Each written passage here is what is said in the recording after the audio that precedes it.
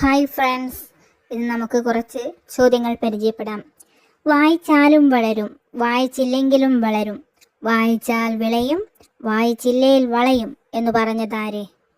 കുഞ്ഞുണ്ണി മാഷ്.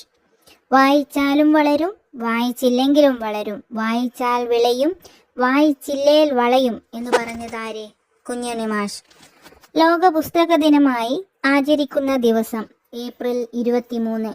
ലോക പുസ്തക ദിനമായി ആചരിക്കുന്ന ദിവസം ഏപ്രിൽ 23. ഡിജിറ്റൽ സാങ്കേതിക വിദ്യ ഉപയോഗിച്ച് പുസ്തകം വായിക്കുന്ന രീതി അറിയപ്പെടുന്നത് ഈ വായന. ഡിജിറ്റൽ സാങ്കേതിക വിദ്യ ഉപയോഗിച്ച് പുസ്തകം വായിക്കുന്ന രീതി അറിയപ്പെടുന്നത് ഈ വായന. മലയാളത്തിലെ ഏറ്റവും വലിയ നോവൽ ഏത്? അവകാശികൾ. മലയാളത്തിലെ ഏറ്റവും വലിയ നോവൽ ഏത്? അവകാശികൾ. ശക്തിയുടെ കവി എന്നറിയപ്പെടുന്നത് ആര്? ഇടശ്ശേരി ഗോവിന്ദൻ നായർ. ശക്തിയുടെ കവി എന്നറിയപ്പെടുന്നത് ആര്? ഇടശ്ശേരി ഗോവിന്ദൻ നായർ. ആദ്യത്തെ സമ്പൂർണ്ണ മലയാള കൃതി ഏത്? സംക്ഷേപ വേദാർത്ഥം. ആദ്യത്തെ സമ്പൂർണ്ണ മലയാള കൃതി ഏത്? സംക്ഷേപ വേദാർത്ഥം.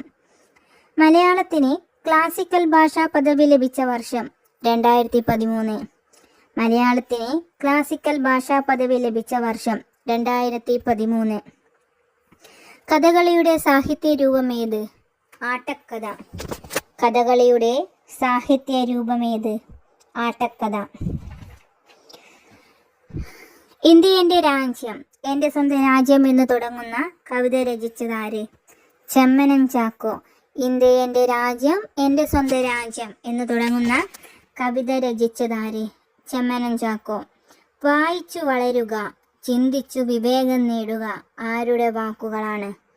PN പണിക്കർ. വായിച്ചു വളരുക, ചിന്തിച്ചു വിവേകം നേടുക ആരുടെ വാക്കുകളാണ്? PN പണിക്കർ. മാതൃഭൂമിയുടെ സ്ഥാപക പത്രാധിപരാര്? KP കേശവമേനോൻ. മാതൃഭൂമിയുടെ സ്ഥാപക പത്രാധിപരാര്? KP കേശവമേനോൻ. മലയാള സാഹിത്യത്തിലെ അമ്മ എന്നറിയപ്പെടുന്ന എഴുത്തുകാരി? ബാലാമണി അമ്മ. മലയാള സാഹിത്യത്തിലെ അമ്മ എന്നറിയപ്പെടുന്ന എഴുത്തുകാരി? ബാലാമണി അമ്മ.